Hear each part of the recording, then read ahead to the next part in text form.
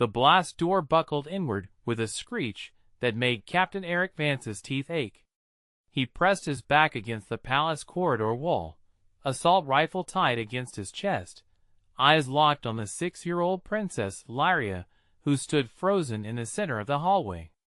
Behind her, the ornate doors to the throne room remained sealed, titanium and ceremonial gold that wouldn't hold against whatever was coming through from the diplomatic wing. "Princess, to me! Now!" His voice cut through the emergency sirens without rising above conversation level. She didn't move. Her silver gown caught the red emergency lighting, and her small hands clutched something against her stomach. Not a toy. A data crystal, amber and pulsing. The blast door tore free from its moorings. 3 Kresh warriors poured through, their chitinous armor reflecting light like oil on water. Each stood 7 feet tall, mandibles clicking in their species' approximation of laughter. They'd come as diplomats 6 hours ago. Now they were predators. Eric's finger found the trigger. "Last chance, princess." She ran, not toward him, but toward the Kresh. Her small voice rang clear despite the chaos. "The treaty chamber. Mother said the treaty chamber." Every tactical bone in Eric's body screamed wrong direction, but his legs moved anyway. He intercepted her in 3 strides, scooping her up with one arm while his rifle tracked the lead Kresh. The creature's plasma blade ignited, purple and hungry. Eric fired. The Kresh's head shield deflected the first 2 rounds, but the third punched through where the armor plates met. The warrior stumbled. Eric was already moving. Princess clutched against his tactical vest, boots pounding toward where she pointed, an auxiliary door he'd marked as decorative during his security sweep last week. "The crystal!" Lyria's voice pitched higher. "It opens everything!" Behind them, the remaining Kresh shrieked their hunting call. The sound vibrated in Eric's chest cavity, designed to paralyze prey. He'd heard it before, on Tarsa's station, watched it freeze an entire security team while Kresh blades did their work. He kept running. The auxiliary door had no obvious lock, just smooth metal worked with geometric patterns. Lyria stretched out her small hand, the data crystal pressed against a triangle near the floor. The door split open like a wound. Eric plunged through. The chamber beyond stole his breath, not from beauty, though the vaulted ceiling soared 30 feet up, worked with star maps from a dozen species. What stopped him was the figure standing at the chamber center. Queen Mother Thesha stood perfectly still, her formal crown of living crystal refracting light across her face. But she wasn't alone. Next to her, equally motionless, stood the Kresh Queen, not a warrior, but something else entirely. Her carapace shimmered pearl-white instead of battle-black, and her eyes held an intelligence that made Eric's trigger finger hesitate. "Captain Vance." Queen Thesha's voice carried no panic, no surprise. "You were not scheduled for this meeting." The pursuing Kresh warriors crashed into the chamber. They saw their queen and froze, mandibles snapping in what Eric's cultural briefing had labeled profound confusion. Lyria wriggled in his arms. "Mother, the warriors are broken. Like grandmother said in the histories." Queen Thesha's eyes moved to her daughter, then to the data crystal still clutched in Lyria's hand. Something passed across her face, not quite fear, but its sophisticated cousin. The Kresh Queen spoke, her voice emerging from a translator device that rendered her clicks into precise standard. "Your offspring accessed the treaty vault." It wasn't a question. Eric's tactical computer pinged, his suit scanner analyzing the crystal Lyria held.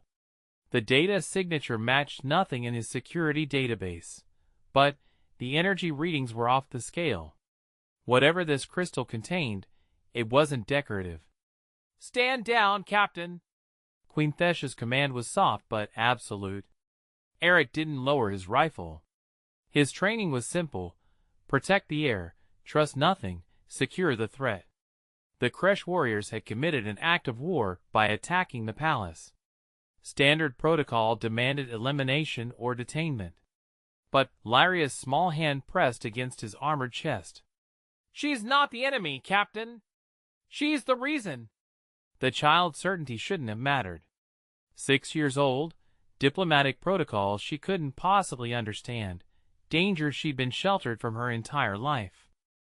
But Eric had served in 14 combat zones across 9 systems, and he'd learned that sometimes survival came down to recognizing when everything you knew was wrong.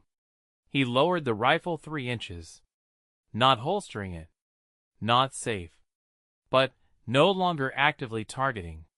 The Kresh Queen's mandibles spread in what the translator labeled a satisfied acknowledgement. She turned to her warriors and spoke in her own language, the clicks sharp and final. The warriors backed toward the walls, their plasma blades extinguishing. Queen Thesha moved then, her formal gown whispering across the polished floor.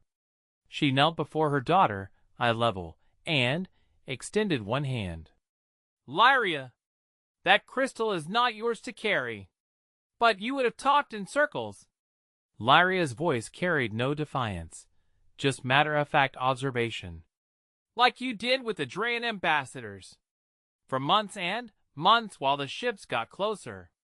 Eric's tactical display flickered. His suit's long-range scanner, tied into the palace defense grid, showed new contacts entering the system. Kresh signature. 73 vessels. A war fleet. What the hell is really happening here? The question escaped before Eric could stop it. The Kresh Queen answered instead of Thesha. "Your species arrived in our territory 300 cycles ago. Your colony ships, your military outposts, your mining operations, all in systems we have claimed for 7,000 cycles. Today we came to issue final terms." Her translator paused, then added with what sounded like grudging respect, "Your Queen Mother requested more time. We granted one final meeting. And then your warriors attacked diplomatic personnel." Eric couldn't keep the edge from his voice. "We did not send those warriors." The Kresh Queen's translator inflection suggested cold fury. "Our peace faction was betrayed by the war nest. Those 3 hoped to assassinate your royal line and force immediate conflict." Lyria held up the crystal. Emergency light made it glow like a captured star. "This shows the real borders. The ones both sides hid because sharing was harder than claiming." In the distance, palace security teams were breaching the outer chambers. Eric could hear human shouts mixing with the mechanical announcements of defense protocols engaging. They'd be here in 90 seconds, and when they arrived, they'd see exactly what Eric saw: the Queen Mother and the alien queen in close proximity, Kresh warriors present, the princess in potential danger. They'd open fire. Protocol demanded it. Queen Thesha rose, taking the crystal from her daughter's hand. "Captain Vance, the next 60 seconds will determine if humanity goes to war or finds peace. I require you to trust that everything your training tells you is wrong." Eric's rifle remained steady in his hands. Trust was earned, not commanded. And nothing about this situation earned anything except his complete tactical paranoia. But Lyria looked up at him, this child who'd run toward danger to grab a data crystal, who'd known about a secret door, and a meeting her mother hadn't told anyone, and she said something that shouldn't have mattered but somehow did. "You have a daughter too. I saw her picture in your quarters during the security inspection. She's 8, and you haven't seen her in 2 years." The princess's voice stayed gentle. "Would you want her to live in a war?" The security teams hit the outer door. Eric heard the breaching charges being set. He made his choice. Eric's hand slammed the chamber's internal lock override, sealing the ornate doors from the inside. His tactical display lit up with override warnings, security protocols screaming at him that he'd just committed a court-martial offense. Through his helmet comm, Commander Hayes' voice cut through with sharp precision. "Vance, what the hell are you doing? Open that door!" "Negative, Commander. Hostage situation contained. Request 2 minutes. You don't have authority to." Eric switched the comm channel to emergency encryption, the kind reserved for classified intelligence that couldn't be shared over standard frequencies. It would buy him 90 seconds before Hayes got a technical team to crack it.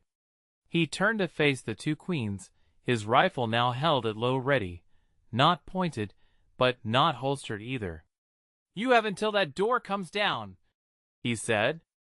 "Explain like my life depends on understanding, because it does." Queen Thesha moved to the chamber's central dais, placing the crystal into a receptacle Eric hadn't noticed before. The star maps on the ceiling blazed to life, no longer decorative but functional.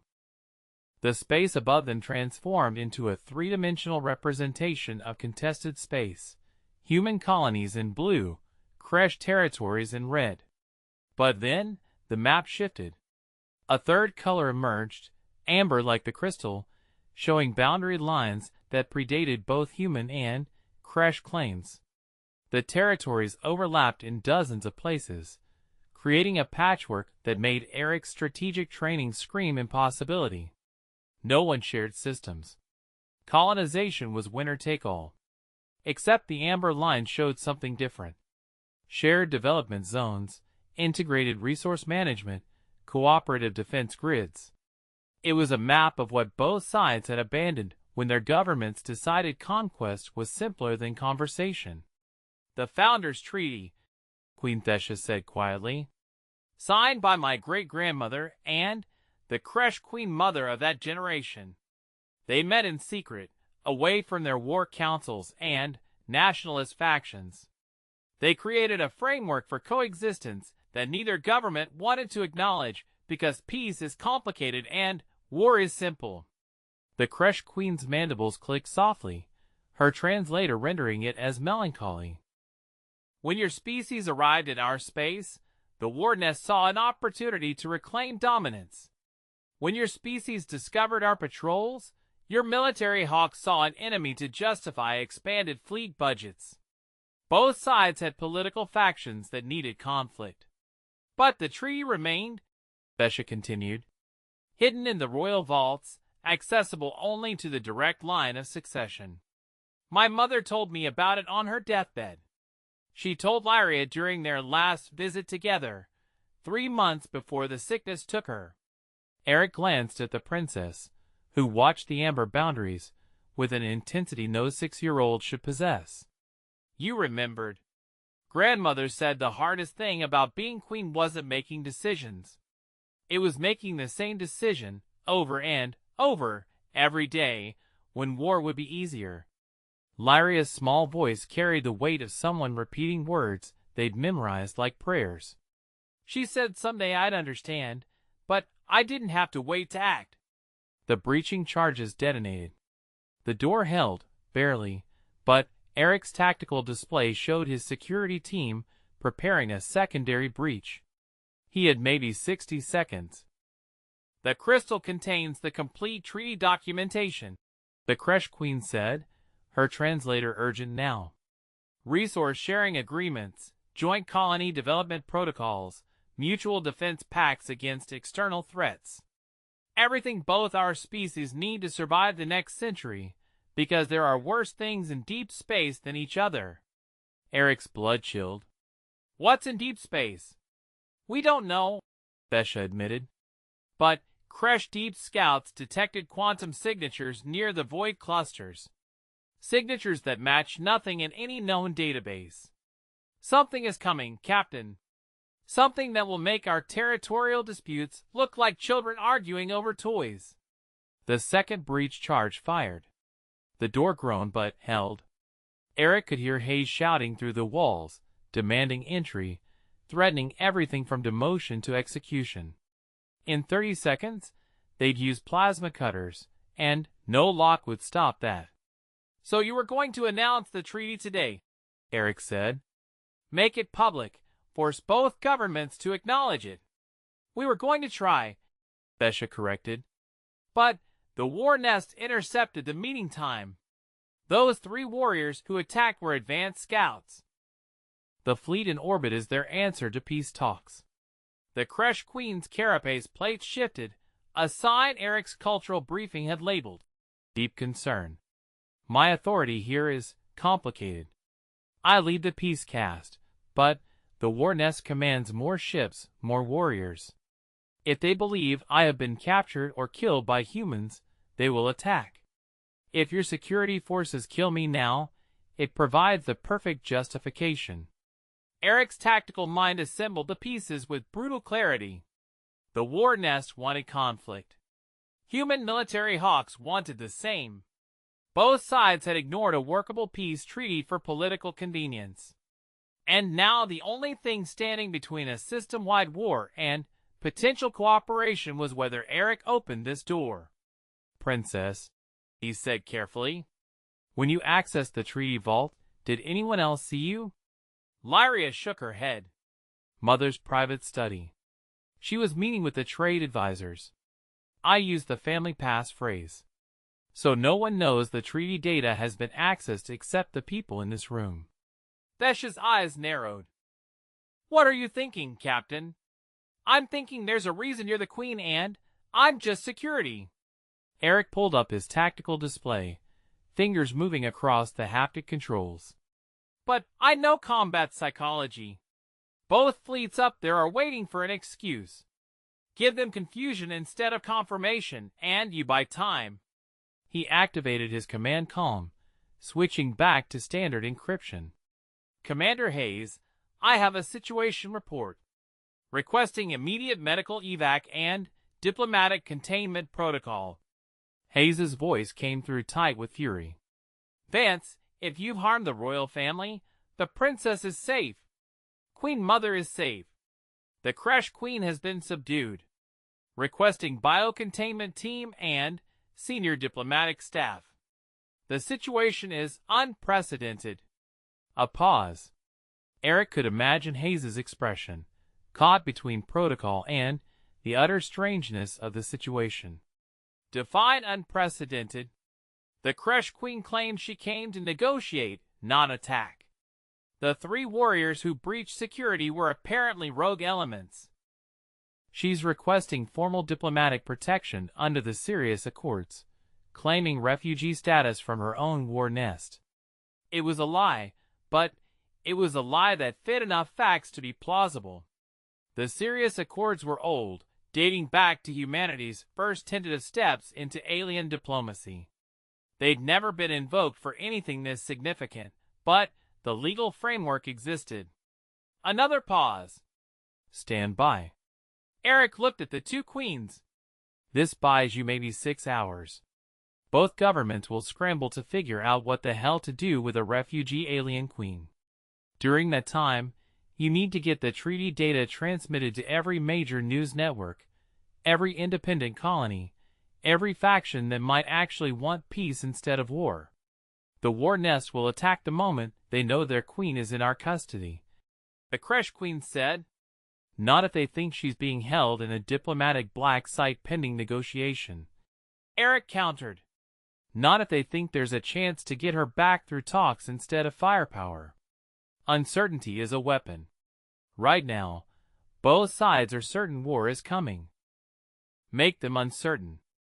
Thesha's expression shifted from royal composure to something sharper, more calculating. You're suggesting we stage a hostage negotiation while secretly broadcasting the treaty data. I'm suggesting you use every minute of chaos to make war look stupid and peace look possible, Eric said.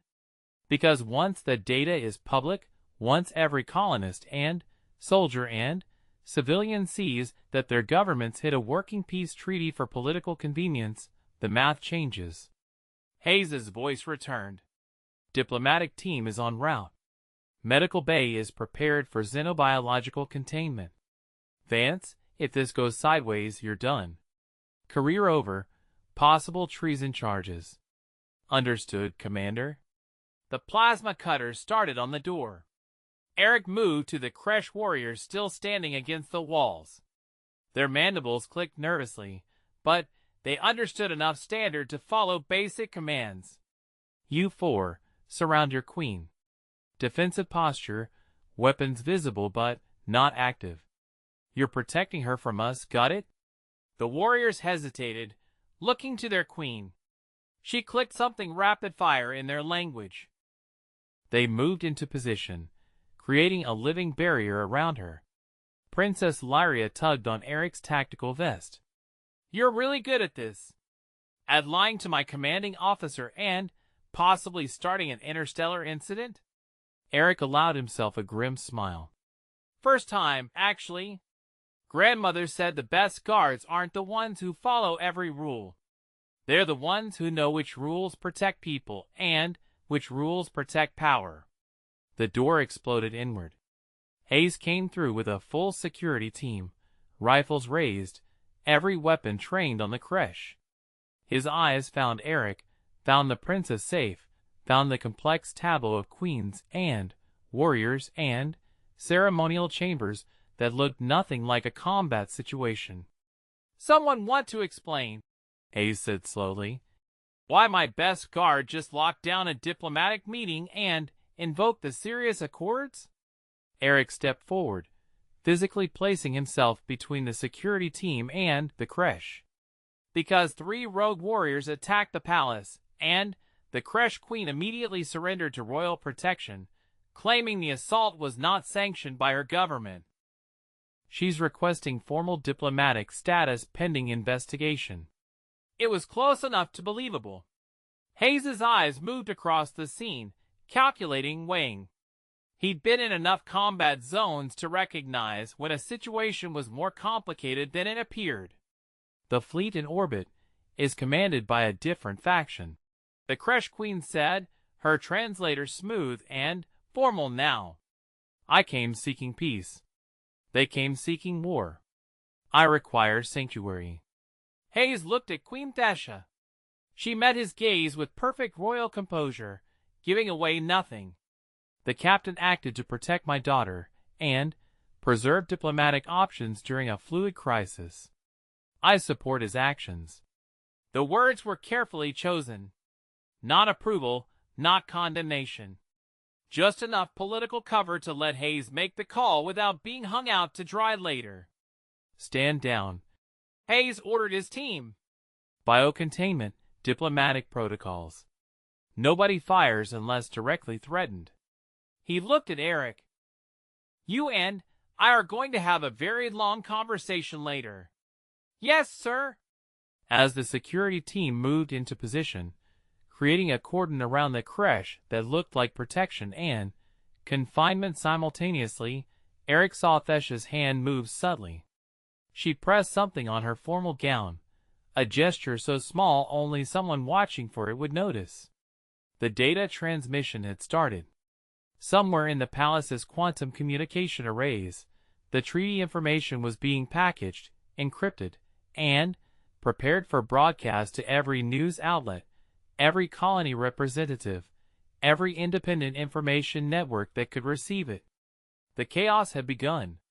6 hours after the chamber breach, Eric stood in the palace's Tactical Operations Center, watching 3 different crisis situations unfold across holographic displays that dominated the room. The first display showed the creche war fleet maintaining attack formation, but not advancing, a posture that suggested lethal readiness without commitment. The second displayed humanity's defensive grid spinning up, fleet elements moving into protective positions around the Royal Palace orbital platform. The third, most troubling, showed the flood of information cascading across every public network in human and creche space. The treaty data had gone viral in ways that made military containment impossible. 73% of human colonies have acknowledged receipt, Communications Officer Park reported, her voice professionally neutral despite the implications. Creche communication networks are harder to monitor, but we're seeing significant traffic spikes consistent with mass data distribution. Commander Hayes stood at the center of the operations floor, his jaw tight enough to crack teeth. He hadn't spoken to Eric directly since the security team had escorted the Kresh Queen and her warriors to the diplomatic isolation wing. Hadn't needed to. The court-martial paperwork was probably already being prepared. Public response? Hayes asked. Trending angry, Park said. At the governments, not each other. Colonial representatives are demanding explanations for why a peace treaty was hidden. Military channels are showing significant confusion about whether standing defense orders remain valid. A junior officer near the tactical board cleared his throat nervously. Sir, we're receiving requests from 17 human colonies for direct communication with Kresh Peace caste representatives. They're citing the treaty provisions for joint resource development. Hayes turned slowly, his expression dangerous. We have a hostile fleet in orbit and people are worried about mining rights? Not mining rights, Park corrected. Survival. 3 of those colonies are on borderline habitability worlds. The treaty protocols show resource sharing agreements that could make their settlements viable. They want to know if the agreements are real. Eric watched the data streams, his tactical processor automatically sorting information into threat assessments. Something nagged at him, pattern recognition triggering on a detail he couldn't quite place. The operations center door opened. Queen Thesha entered, still in her formal gown, but now wearing a tactical communications earpiece that looked jarring against the ceremonial clothing. Princess Lyria walked beside her, holding her mother's hand. The child shouldn't have been in a military command center, but nobody was following standard protocol anymore. Status of the Kresh fleet? Thesha asked without preamble. Holding position, Hayes reported. No hostile actions, but weapons are hot and shields are maximum. They're waiting for something. For permission, the Kresh Queen said from the doorway. She entered flanked by 2 of her warriors and, for human guards, a bizarre diplomatic escort that represented the impossibility of the current situation. Her translator clicked softly. The War Nest commanders are not foolish. They monitor human communications.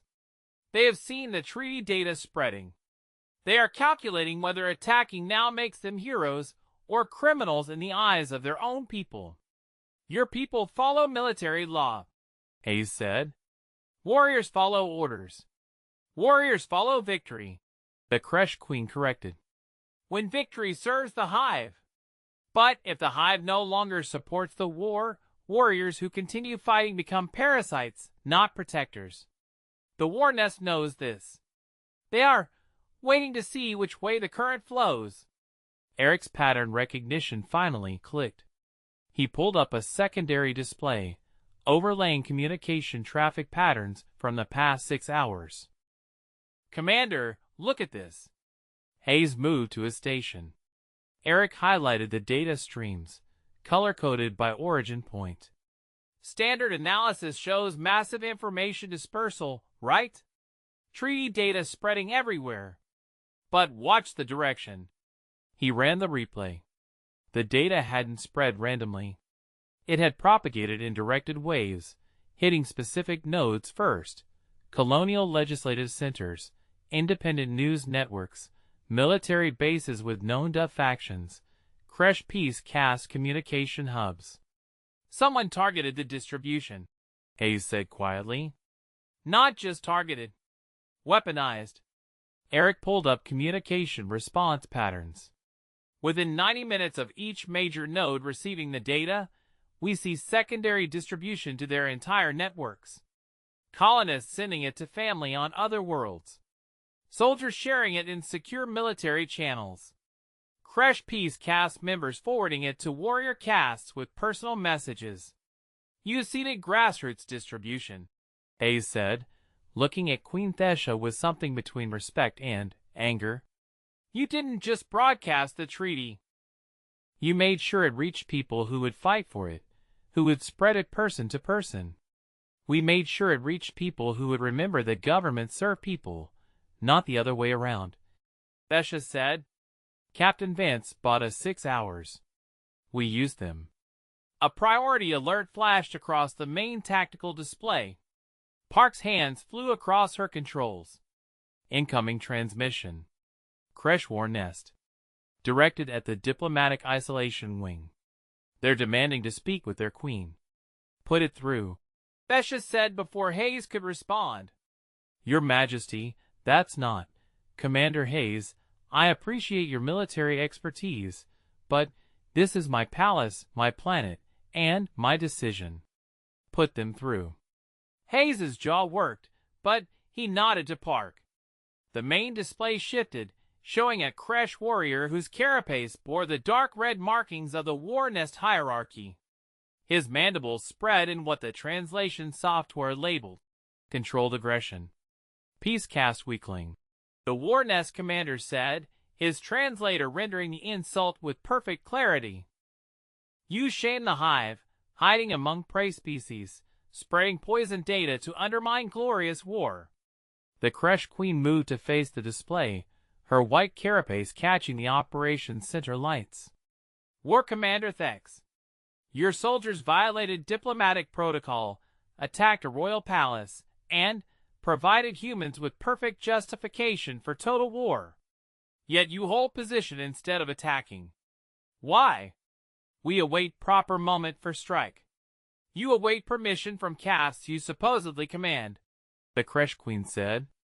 You monitor peace caste communications. You see the treaty data spreading. You calculate political costs of attacking versus negotiating. Thex's mandibles snapped with sharp violence. Peace caste does not command War Nest. No, the HFY Queen agreed. But the hive does. And the hive is watching. Eric's tactical display lit up with new data. HFY communication traffic had spiked, not military channels, but civilian networks. The Queen's words were being broadcast across both species spaces, this confrontation playing out in real time for anyone monitoring diplomatic frequencies. Which, given the current crisis, was essentially everyone. You cannot shame War Nest into retreat, Thex said, but his translator caught an uncertainty in the clicking that software marked as decreasing confidence. I don't need to shame you into retreat, the HFY Queen said. I need you to recognize that your 3 warriors who attacked this palace did so without proper authority, violating your own chain of command. They acted as rogues, which means by your own military law, they brought dishonor to the War Nest, not glory. The logic was elegant and brutal.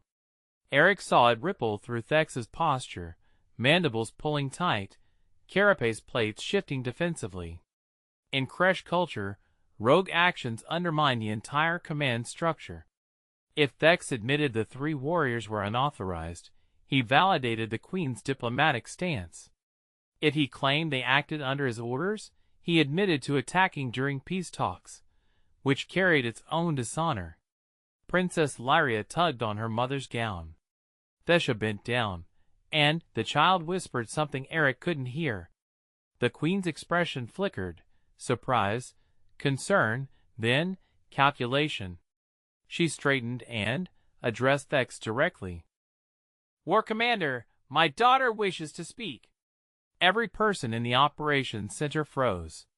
Hayes actually took a step forward, as if to physically prevent what was about to happen. But Thesha raised one hand, and the gesture carried absolute authority. Lyria moved to face the display, this small child in a silver gown standing before a display showing a 7-foot warrior bred for combat. She tilted her head slightly, a gesture Eric recognized from his own daughter, curiosity without fear. Why do warriors hate peace? Lyria asked. The question was so direct, so childishly simple, that Thex's translator took a moment to process it. Warriors do not hate peace. Warriors ensure survival. But the treaty shows ways both sides can survive together, Lyria said. Did you read it? Treaties are weakness. No, treaties are complicated. Lyria's voice carried no challenge, just matter-of-fact correction. Grandmother said anything worth doing is complicated. War is simple. You just fight until someone dies. But peace means everyone has to think and compromise and sometimes be uncomfortable. That's harder. Eric watched Thex's posture shift. The Kresh warrior's mandibles had stopped their aggressive clicking. His head tilted in what translation software marked as focused attention. Your grandmother spoke wisdom for prey species, Thex said. But Kresh are predators. Everybody's a predator when they're scared, Lyria said. My history tutor showed me vids of earth animals. Even little rabbits fight when they're cornered. Being scared makes you fight. Being brave means doing the hard thing instead. The silence in the operation center pressed down like a physical weight. Eric's tactical training screamed that this was insane, that diplomatic negotiations shouldn't involve children, that Thex could use this moment to justify any number of violent actions. But his gut, the same instinct that had made him lower his rifle in the treaty chamber, told him to wait. The hard thing, Thex said slowly, is admitting that 73 ships are not enough to ensure victory. The hard thing is recognizing that humans are not prey. The hard thing is accepting that the war nest made errors. His words were transmitted across every monitoring network. Eric watched communication traffic spike even higher. The war commander was essentially admitting doubt, in public, to both species. In Kresh culture, that should have been unthinkable. The hard thing is also not being alone with it, Lyria said. The treaty shows lots of Kresh, and humans wanted peace. They just didn't know how to do it without looking weak. But maybe everyone being a little bit weak together is stronger than everyone being tough apart. Thex's image froze on the display. For a long moment, Eric thought the transmission had failed. Then, the war commander's mandibles spread in what the translation software struggled to label before settling on. Rueful acknowledgement. Peace cast queen, Thex said. War nest requests, formal negotiation. Under treaty protocols. If such protocols exist. They exist, the Kresh queen said. They have always existed. We simply needed to remember them. The transmission cut. The operations center erupted in control chaos, officers checking fleet positions, confirming communication traffic, updating threat assessments. Hayes turned to Thesha, his expression unreadable. Your Majesty, using your daughter in diplomatic negotiations was her idea, Thesha said. And it worked. Sometimes the most powerful weapon is someone too young to know they should be afraid. Eric's tactical display updated. The Kresh war fleet's formation was shifting, weapons powering down, shields reducing to minimal levels.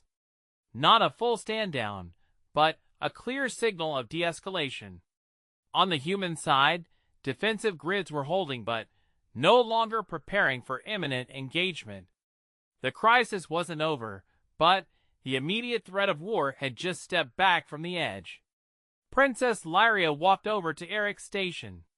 She looked up at him, this small child who just conducted impromptu diplomacy with a warrior commander, and smiled.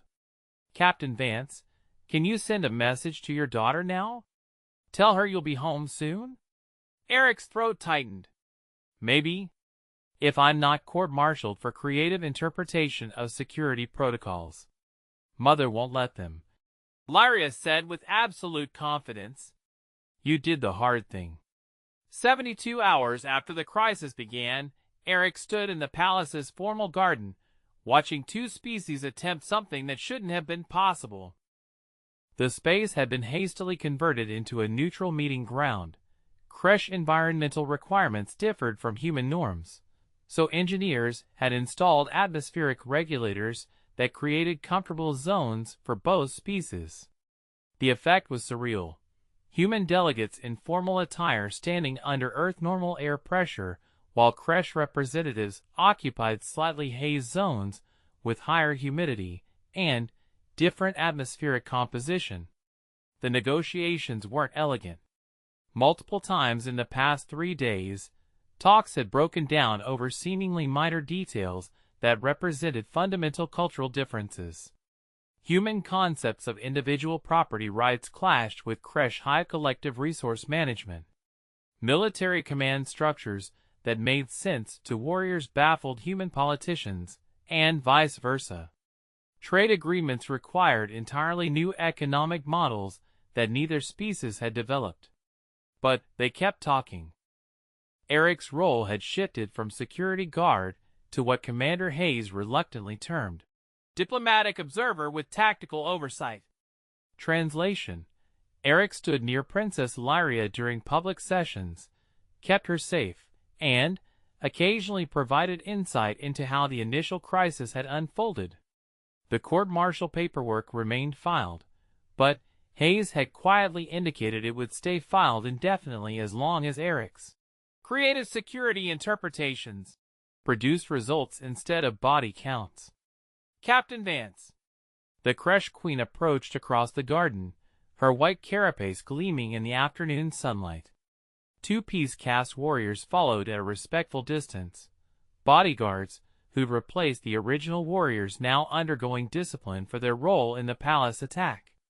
I wish to thank you for your actions 3 days ago. Eric straightened to attention out of habit. I did my job, Your Majesty. You violated protocols, imprisoned your commanding officer's patients, and placed yourself between hostile forces to buy time for political maneuvering you couldn't have fully understood. The Kresh Queen's translator rendered what might have been amusement. That exceeds standard job requirements. I had good intel from a 6-year-old, Eric said. Made the decision easier. Princess Lyria sees clearly because she lacks the cynicism both our species have earned through centuries of conflict. The Queen paused, her mandibles shifting in what Eric had learned to recognize as careful consideration of words. Your military will question whether peace is sustainable. Many of my warrior castes do the same. They believe conflict is inevitable, that cooperation merely delays the ultimate battle. Is it? Eric asked. Inevitable? If we make it so, yes. If both sides prepare for war while pretending to negotiate peace, we create self-fulfilling prophecy. The Queen gestured toward the negotiating tables where human and Kresh delegates argued over resource distribution protocols. But if we build frameworks where cooperation produces better outcomes than conflict, we change the incentive structure. Make peace profitable, make war expensive. It was cold calculation dressed in diplomatic language, but Eric appreciated the honesty. Wars happened when somebody did the math and decided violence was worth the cost. Change the math, change the outcome. The deep space contacts you mentioned, Eric said carefully. The quantum signatures near the void clusters. How much time do we have? The Queen's posture shifted, mandibles pulling tight against her carapace. Unknown. Our scouts detected anomalies 18 months ago. The signatures have intensified by 43% since initial detection. Whatever generates them is either approaching or increasing activity. But you don't know what they are. We know they are not Kresh. Not human. Not any of the 7 known spacefaring species in this region. Beyond that, we know only that they exist and they are coming. The Queen's translator added a note of what software interpreted as grim humor. Ironically, your species' arrival in our territory may have been fortunate timing. United, we might survive what comes.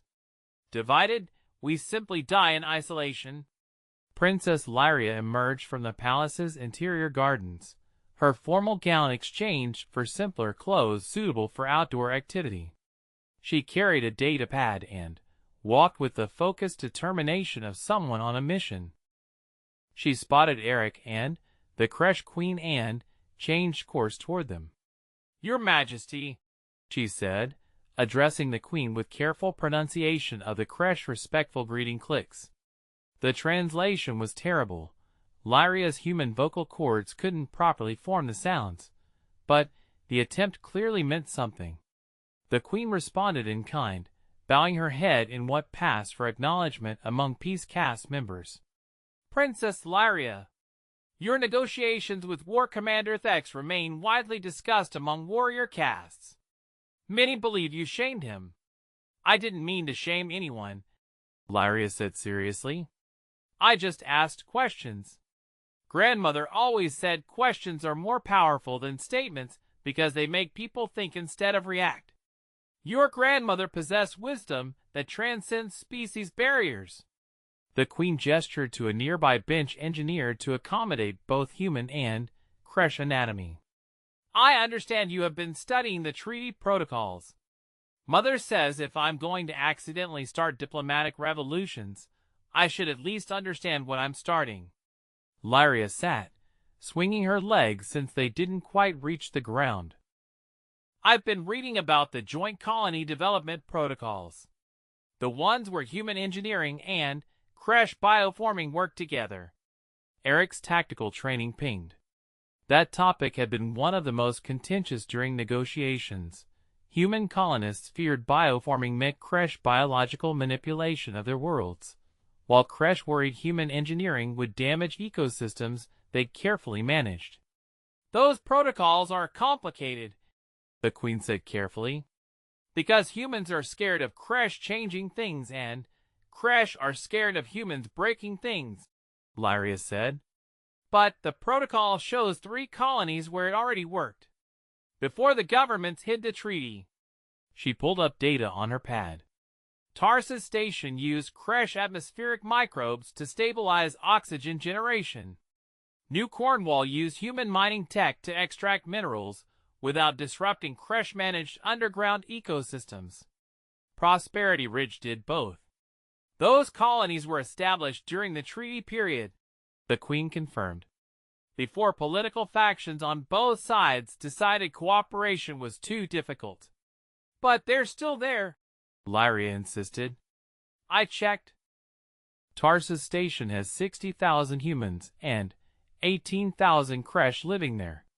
They run a joint colony government. New Cornwall has 55,000 of each species. Prosperity Ridge is smaller, but they've maintained integrated society for 37 years. Eric's tactical processor spun up, connecting implications. Those colonies never stopped cooperating. Because the treaty protocols weren't just words on paper, the queen said. They became infrastructure, economic systems, social relationships.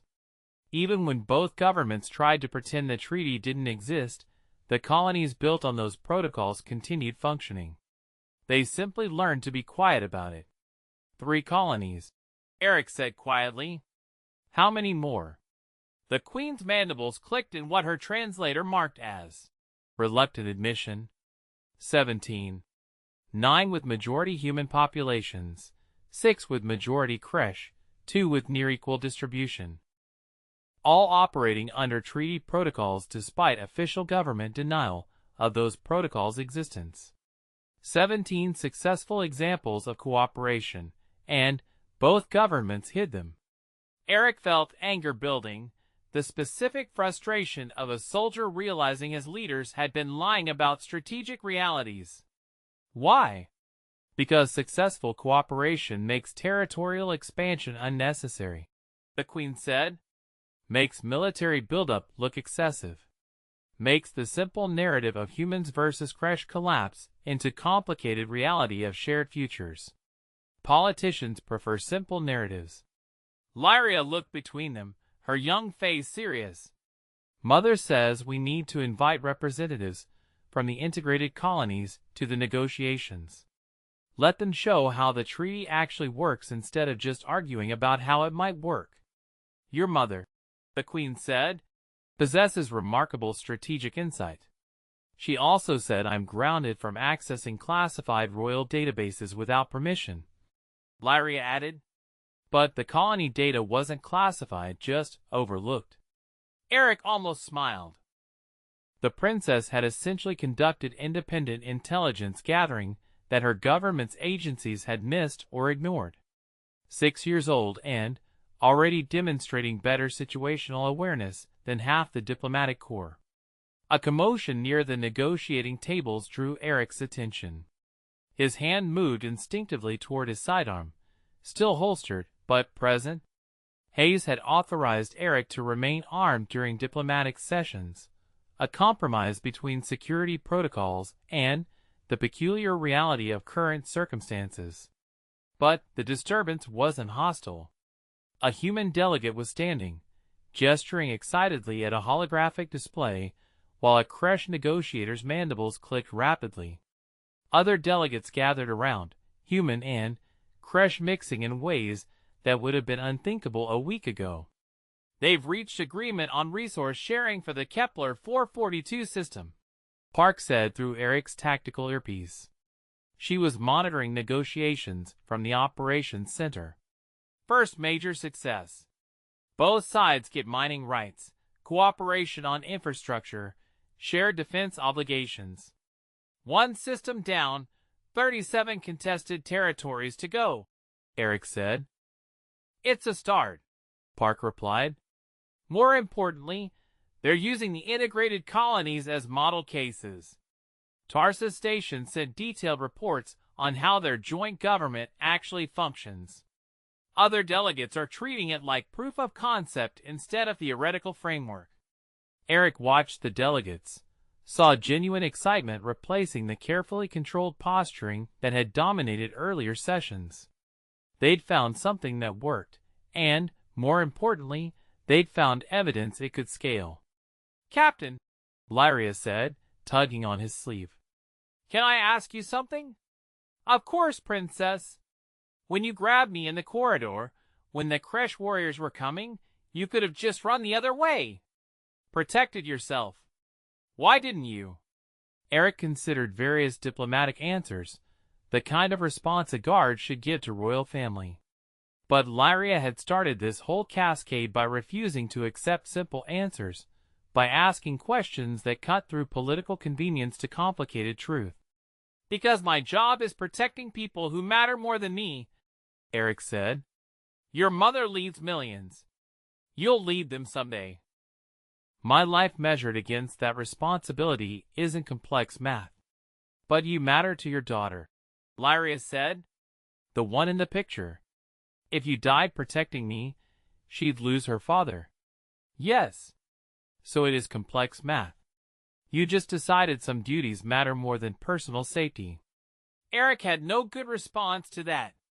The princess had casually dissected his professional rationalization and found the uncomfortable truth beneath, that duty meant accepting asymmetric risk, that protecting others meant accepting you might not survive, and that simple answers about sacrifice concealed complicated grief for the families left behind. Your grandmother taught you to ask hard questions, Eric said. She taught me that easy answers usually mean someone isn't thinking hard enough. Lyria looked toward the negotiating tables. Mother says the treaty negotiations will take months, maybe years. Lots of people will want to quit when it gets hard. Probably. Eric agreed. You'll make sure they don't quit, right? You and the Kresh Queen and Commander Hayes and everyone who did the hard thing instead of the simple thing? The weight of that request settled on Eric's shoulders with uncomfortable precision. She was asking him to continue the role he'd accidentally claimed, the guard who'd violated protocols to buy time for peace, who'd looked at simple military duty and chosen complicated diplomatic necessity. I can't promise peace, Eric said carefully. I can promise I won't stop trying until somebody orders me to stop, and maybe not even then, Lyria smiled, the expression carrying confidence that Eric wasn't sure he'd earned. That's what grandmother said the best guards do. 6 months after the crisis, Eric stood in the diplomatic wing of the newly constructed Joint Council Station, watching another impossible thing become routine. The station orbited between human and Kresh territorial zones, built through cooperative engineering that married both species' technologies. Human structural systems provided the main framework, while Kresh biological life support maintained atmospheric balance. The result looked organic and manufactured simultaneously, which made it uncomfortable for everyone and, therefore, perfectly neutral ground. Commander Hayes approached, his expression carrying the perpetual frustration of someone forced to adapt to circumstances that violated every protocol he'd ever learned. He'd been promoted to Diplomatic Security Coordinator, a position created specifically to manage the chaos of interspecies negotiations. Hayes had accepted the promotion with the enthusiasm of someone accepting a demotion, but he did the job with characteristic competence. Vance, we've got a situation. Eric's hand didn't move toward his weapon, which represented significant personal growth over 6 months of diplomatic service. What kind of situation? The good kind, which makes it worse. Hayes pulled up a datapad. 19 new colonies have formally requested integration status. They want to adopt treaty protocols, establish joint governance, bring in both human and Kresh settlers. That's good. That's overwhelming. The Joint Council hasn't finished negotiating protocols for the original 17 integrated colonies. Now we've got 19 more wanting to jump straight into cooperation without waiting for the bureaucracy to catch up. So they're doing what Tarsus Station and New Cornwall did, Eric said. Making cooperation work first, seeking official approval later. Which was illegal then, and is still technically illegal now, Hayes pointed out. Except now we can't ignore it because half the colonies are publicly demanding it and the other half are quietly implementing it anyway. Eric considered the strategic implications. 6 months ago, 3 attacking warriors had nearly triggered a war. Today, the problem was too many people wanting peace too fast for their governments to manage. What's the Council's position? Publicly? Careful consideration of each petition, thorough review of integration protocols, measured approach to major policy changes. Hayes's expression turned sardonic. Privately? Panicked that they're losing control of the narrative and colonists are implementing treaty provisions faster than diplomats can negotiate them. A notification flashed across Eric's tactical display. Princess Lyria was arriving via shuttle from the Royal Palace orbital platform, accompanied by Queen Thesha for another round of public negotiations. The princess had become something of a diplomatic icon. Both species viewed her as the child who'd spoken truth during crisis, and her presence at negotiations generated positive public attention that politicians found useful. The princess is en route, Eric said. Of course she is. Hayes rubbed his face tiredly. Has she accessed any more classified databases this week? Only twice. Once to pull colony economic data, once to review Kresh Peace CAF's communication protocols. She's 6 years old and conducting better intelligence analysis than half our diplomatic staff. 7 now, Eric corrected. Her birthday was last week. Hayes muttered something about child prodigies and impossible circumstances, then straightened as the shuttle docked. Eric moved to the arrival bay, slipping back into guard mode as naturally as breathing. 6 months of diplomatic service hadn't erased his tactical instincts, just taught him to recognize that sometimes the biggest threats weren't military. The airlock cycled.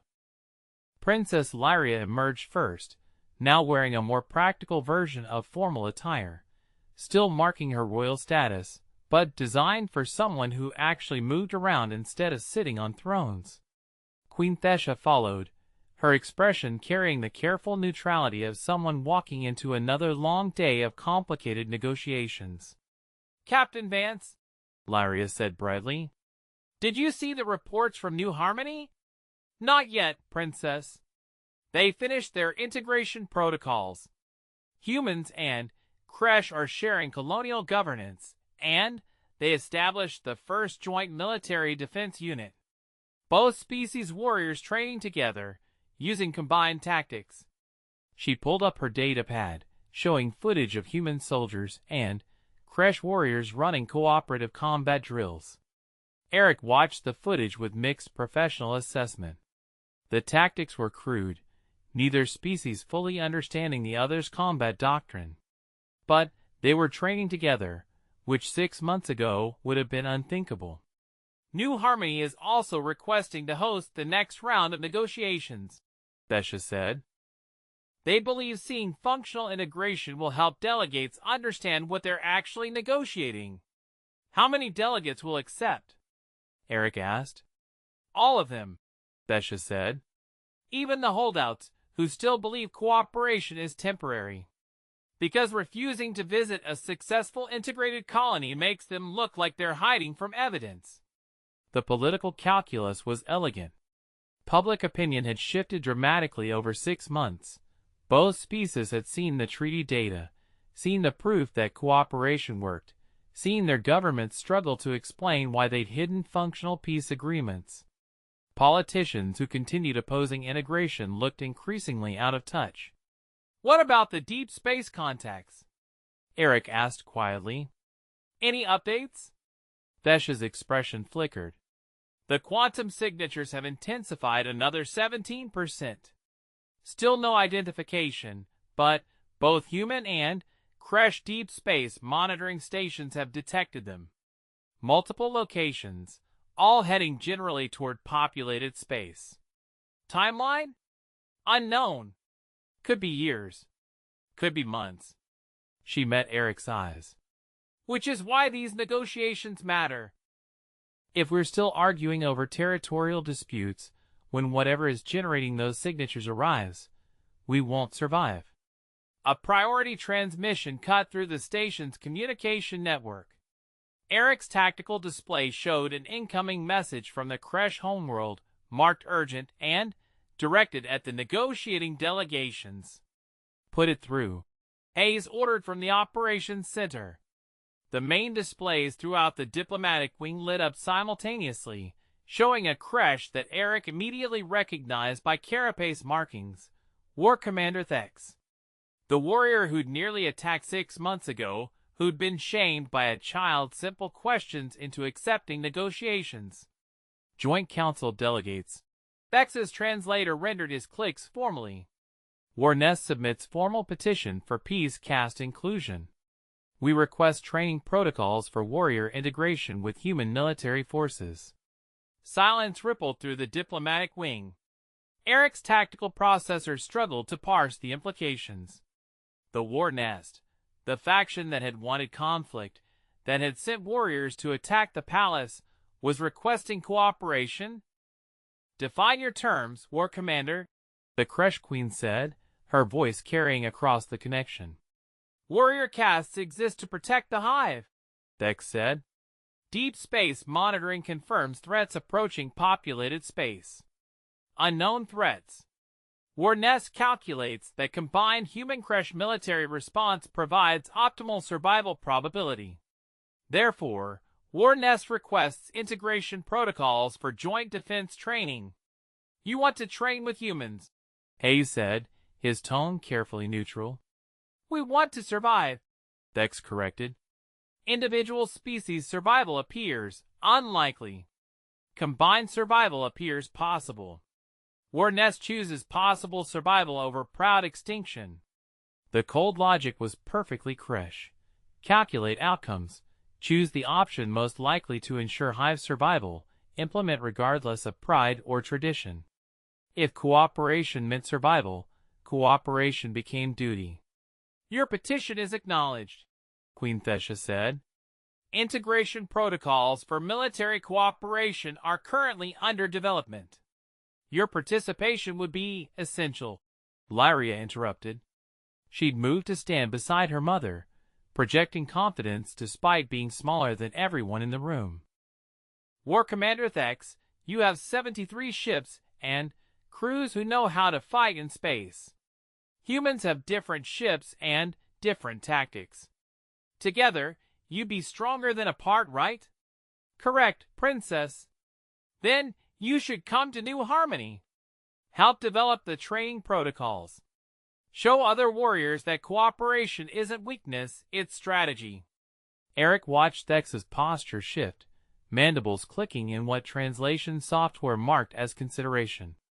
The war commander was being invited, no, challenged, by the same child who'd effectively shamed him 6 months ago. Refusing would look like fear.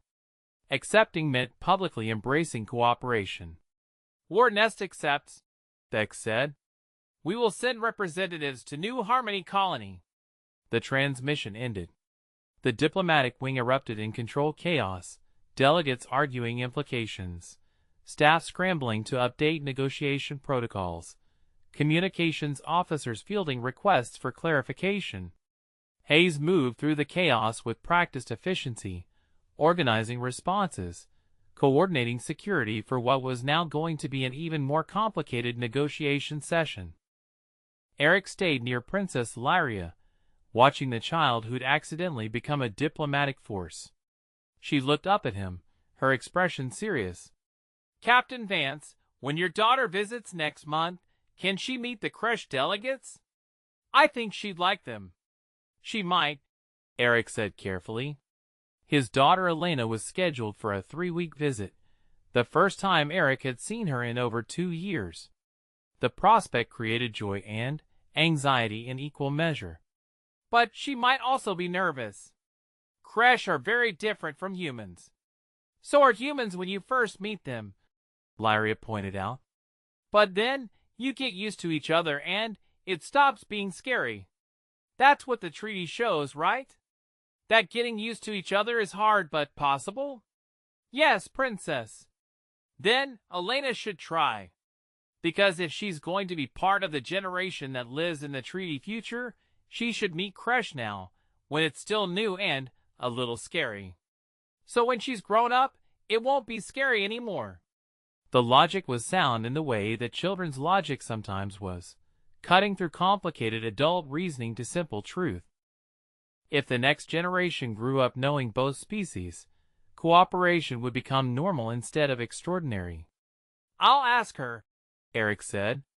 Queen Thesha approached, her expression showing the careful control of someone managing too many crisis situations simultaneously. Captain Vance, I'm reassigning your security duties. The Joint Council has requested you serve as head of diplomatic security for the New Harmony negotiations. Eric processed the implications. Your Majesty, my duty is protecting Princess Lyria. And the princess will be attending the New Harmony negotiations, Thesha said. As will I. As will the Creche Queen and War Commander Thex and delegates from 17 colonies. You'll be protecting all of them. That's not a security assignment, that's a diplomatic impossibility. Yes, Thesha agreed. Which is why it requires someone who's already demonstrated competence at impossible situations. Consider it a promotion you can't refuse. Hayes appeared at Eric's shoulder, his expression showing grim satisfaction. Welcome to diplomatic service, Captain. Where the impossible is just Tuesday's schedule. Eric looked between the two of them, recognizing a coordination that suggested this reassignment wasn't improvised. They'd planned this, probably weeks ago, waiting for the right moment to spring it on him. I'm a guard, not a diplomat. You're a guard who locked down a royal meeting chamber, staged a diplomatic hostage situation, and bought time for a peace treaty to go public, Thesha said. That makes you more than qualified for managing complicated situations where standard protocols don't apply. And if I make the wrong call? If someone dies because I prioritize diplomacy over security? Then we fail together, Thesha said simply. But I suspect you'll find the right balance. You've been doing it for 6 months already. Princess Lyria tugged on his sleeve. You're doing the hard thing again, Captain. That's good. The hard thing is usually the right thing. Eric looked at this child who'd started a diplomatic revolution by refusing to accept simple answers, at the queen who trusted her daughter's instincts over traditional protocols, at Commander Hayes who'd adapted to impossible circumstances instead of hiding behind military regulations. I accept the assignment, Eric said. But I'm doing it my way. which means Princess Lyria gets an expanded security detail. Negotiations happen in spaces I personally vetted, and everyone, human and Kresh, follows my security protocols without exception. Agreed, Besha said. And I want direct communication access to both human and Kresh military commands. If the deep space contacts become active threats during negotiations, I need to coordinate immediate evacuation. Also agreed. And someone needs to explain to my daughter why her father is now in charge of keeping multiple species from accidentally starting wars during peace talks. Hayes actually smiled. That's above my pay grade, Vance. You're on your own for that conversation. Eric allowed himself a moment of regret for simpler times when his job involved clear threats and obvious solutions, then pushed it aside. The galaxy had changed 6 months ago when 3 warriors attacked a palace and a child decided to grab a treaty crystal instead of running away. He could either adapt to the new reality or become irrelevant. He chose adaptation. When do we leave for New Harmony? 3 days, Besha said. Which gives you 72 hours to coordinate security for the most complicated diplomatic mission in human Kresh history. 72 hours to make the impossible routine, Eric said. Standard Tuesday schedule. As the diplomatic wing continued its controlled chaos, as delegates argued protocols and staff coordinated logistics, Eric stood beside Princess Lyria and watched 2 species try to build something that shouldn't work but somehow was. The galaxy was changing. Unknown threats approached from deep space. Ancient animosities transformed into cautious cooperation. Children asked questions that made warriors reconsider war. And somewhere in the middle of it all, a guard who'd violated protocols to buy time for peace found himself responsible for protecting that peace while it grew from fragile possibility into stable reality. It was terrifying. It was impossible. It was Tuesday. And Eric Vance was ready.